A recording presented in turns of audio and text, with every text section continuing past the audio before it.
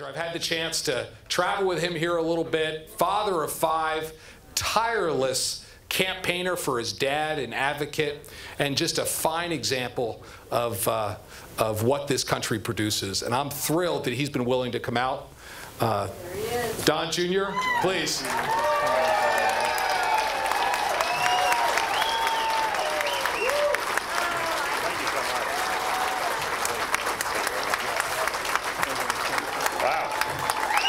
Thank you, guys. Greg, I really appreciate you bringing up that whole 5 kids thing. It's why we do all of this, but I also know how that happens now. My brother, who's expecting his first, explained it to me, got me a nice TV, cable package, so it's all good. We're done. We're done. But now, thank you all for the incredible welcome and reception. It's a lot of little bonus. We'll do that too, and hopefully wet a line, get some fishing in too. So it's great to be back in Montana. For me, it's always fun to come here because I always come here with my family, with friends. I'm a big outdoorsman, big hunter, big fisherman, big shooter, and you guys enjoy that. It's a part of the tradition here, and it's great always when I come out here, usually in the summers, to do that. And it's actually how I met Steve. We were in elk camp together at the end of November, because that was my first sort of break after, let's call it a, 2-year arduous, yes, it was a win, thank you. Yes. At the time, I was still so shell-shocked, I wasn't quite sure, but I knew I was sick of traveling and wanted to get back in the woods, and so I brought my little guy, Donnie the Third, out. He's 7, but he's gone on a bunch of trips like that with me already, and we ran into Steve in camp, and we didn't know each other before then, but it's sort of an amazing place to get to know people around a campfire in the woods, and that's how a lot of my great relationships have started. So when I heard about this race and this runoff, I called Steve and said, hey, what can I do to help? I'm pretty good at this. Only by practice, not because I'm naturally good at it, but when you do it every day, 15 times a day for the last 2 years, I was like, I probably still have it in me. So, ironically, I know, I may be the guy from New York, but with my hobbies and the things that I do, I spent a lot of time out west. I'm probably the first graduate of the Wharton School of Finance, where my father went to business school, to move to Colorado to be a bartender for about 2 years, so I've lived out west. I've slept in my car for probably half of that time, going through all the western states, fly fishing and hunting, and it's just been an amazing experience. And so much of what I've done during my father's campaign and this is about preserving those great American traditions. Whether it be the great outdoors, hunting and fishing, or things that would seemingly be so much more simple, but really seem like they're in jeopardy, like free speech, like the Second Amendment. I mean, it's the Second Amendment. It's literally the second thing after freedom of speech and religion that our founding fathers thought of, and that's in jeopardy. And that was what was amazing. When I was talking with Greg, and I was talking with the guys here, I said, wait a minute. You have a race in Montana where the opponent is essentially opposed to the Second Amendment? I go, what is going on here? Have we lost our minds? Because like I said, every time I've been out here, that's been a big part of what we've done. So I think people have to realize that. I think people have to look into these things. But so many of the things that we grew up with, the freedoms that we understood just to be the norm, and just, honestly, we took for granted. We can't take them for granted anymore. We can't sit back and watch what's going on, because if we do, we're going to lose it all. I look at the other side. I turn on the TV every day. I see parents who are paying $250,000 a year to send their kids to college, and you have professors saying you don't have to take your finals if you go and protest. And I don't mean protest the way Martin Luther King protested. Okay? Some of the great protesters of our era and our time. I mean, they're wearing masks, they're stabbing people who are simply exercising their free speech. These are Trump supporters just going out and supporting Trump or his policies, and they're running out there with masks on their face while simultaneously claiming to be fighting fascism. So I'm not exactly sure how that works. I have a pretty good understanding of fascism, and I'm pretty sure they don't. But I think it's, it's a big problem. And I think we have to do that. So for me, to be able to come out here, to be able to talk about these things, I'm just doing it. It's a lot easier to get me. I'd say this was not a hard sell, right? To get me to come to Montana for a weekend. I was like, I'm in. What are we doing? What are we doing? But, you know, you try to get me to go 2 blocks in New York, I'll be like, I don't know. It's not really what we want, but it's important. Because we need guys like Greg, like Steve, in Congress and in the Senate. We need guys that'll back my father on common sense. Look at what's gone on in the last 3 months. I've seen more in terms of action. And let's face it, our founding fathers, the great men and women of this country, they were all people of action, not talk. For the last 8 years, I've seen a lot of talk. A lot of sitting on our hands, a lot of doing nothing, you know, a lot of hashtags, a whole lot of hashtags. You know what I didn't see? Action. I didn't see resolve. You know what I didn't see? I didn't see any conviction. Just we'll kind of throw it out there, pretend that everything's fine, and sit back. That's why we have the problems that we have today. Whether it be North Korea, whether it be Syria. Guess what? In the last few weeks we found, I think Tomahawk missiles are a lot more effective than red crayons in drawing a line.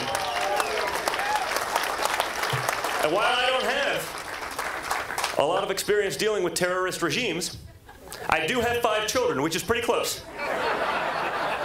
And I know that if you draw the red line and they cross it, and you don't follow through, they will keep going. You are training them to walk all over you. And that's what we've done to our enemies. So, for me, as an American, as a citizen, to be able to watch what's going on, where America got its conviction back, okay, we've taken our place at the helm again, as the leaders of the free world. Other countries know that when we say something, we mean it. Now, we're not haphazardly getting into anything, but when we say we're going to do something, we're going to follow through. We're going to have the conviction that's been so lacking for almost a decade, and frankly, probably even longer than that. It's great. Thank you.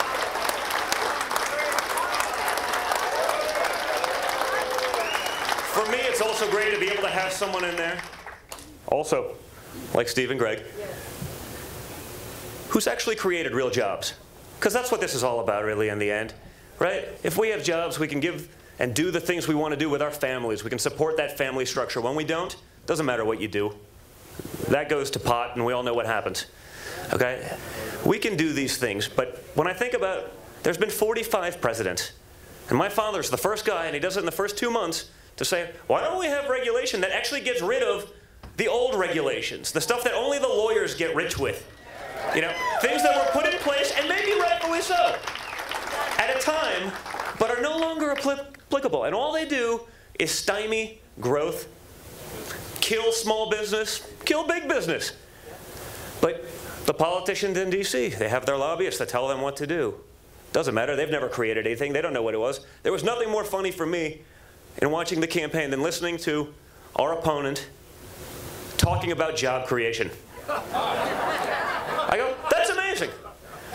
In 7 decades on this earth, name a job you've created. Oh, well, some lobbyists, we know that. I mean, you know, but like a real job. You know, a job that benefited Americans. And it didn't exist. Didn't exist in the private sector or in any sector. They created bloat. They created bureaucracy. They created inefficiency. These are the things we have to cut. We have to let the creative juices of America flow. I mean, we're the country that put men on the moon. We're the country that innovated so many things. And now when I watch the TV, and I'm watching, and my father talks about America first, and we have pundits in the media that say, well, that's terrible. How can you say America first? I'm going, excuse me? There's days I feel like I woke up and took crazy pills. Say, wait a minute. You're telling me we should take American taxpayer dollars and use them to benefit those in faraway lands who hate our guts, who hate our freedoms, who hate our liberties, who hate our religion, who, if they could push a button, would wipe us off the face of the earth. And we should be, as American citizens, more concerned about their feelings then we should be about the safety and well-being of Americans? I don't think so, guys. I don't think so. And so that's what this last election was. It was a referendum on common sense. Both sides saw it. And I got to go to every little county in this country, I felt like. I mean, I basically, that whole big red map, other than New York and LA, that was just lit up. I was in every one of those places. And you know what? There were so many people, like people in this room, that were just like, yeah, Trump, go. There were just as many that would come up to me like, yeah, you guys are doing all, whisper. And I understand it. They had been put in a box. Okay, the media said, if you believe in what he's saying, you're one of the ists. You name it. They come up with new ones every day. It's like genders. There's a new one every day. All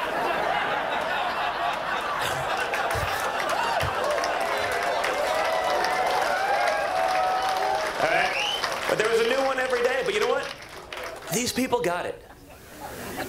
It didn't matter who it was. It was, every demographic.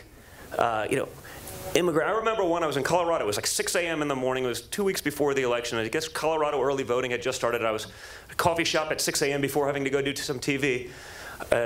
Great lady was working in the coffee shop, Ethiopian immigrant. And she comes up to me and she goes, can I say something? I go, oh boy, this could get interesting. She goes, my husband and I voted for your father last night in early voting. I go, wow, even I, knowing him, knowing everything, was influenced just because of what you see. And she went into it. She's like, listen, I know what it's all about. I mean, this is about jobs. It's about protecting the country. It's about keeping it here. It's about doing what's right for the American people. She's like, all the other stuff is just noise for us. And when I heard that, I go, that's interesting. But for the last even 6 months, I had heard stories like that time and time again, day in and day out. And the first couple times you hear them, you go, anomaly. Can't possibly be. Okay, but you hear that same story 4, 5, 6, 10 times a day, and you start to say, I saw that hidden voter.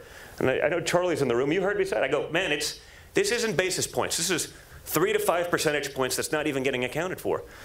And that's what it was. Those were people. I would joke, there were wives that voted for Trump that wouldn't tell their husbands, and husbands that weren't telling their wives. It wasn't worth engaging, right? But in the end, common sense prevailed.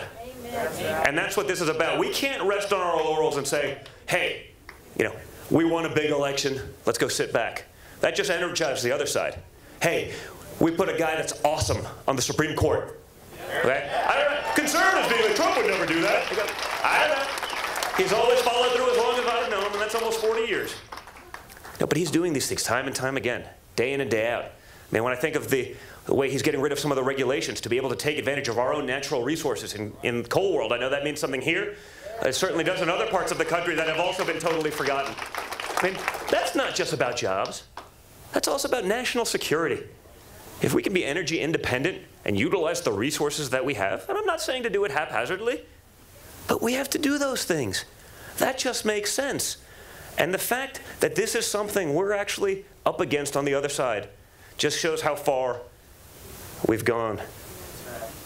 Use this election as another way to drive the point home.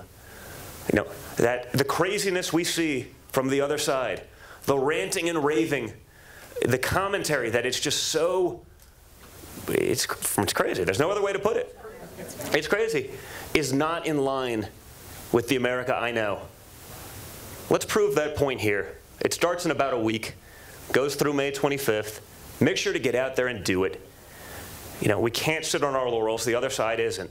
When I see what's going on, money coming in from the Rosie O'Donnells of the world who maxed out to our opponent in this race. I mean, think about it. Those are the people making decisions for Montana. I don't think so. They don't get it. They've never been here. They wouldn't set foot here if you paid them. Okay? Remember that. But get out there, get your friends, motivate them.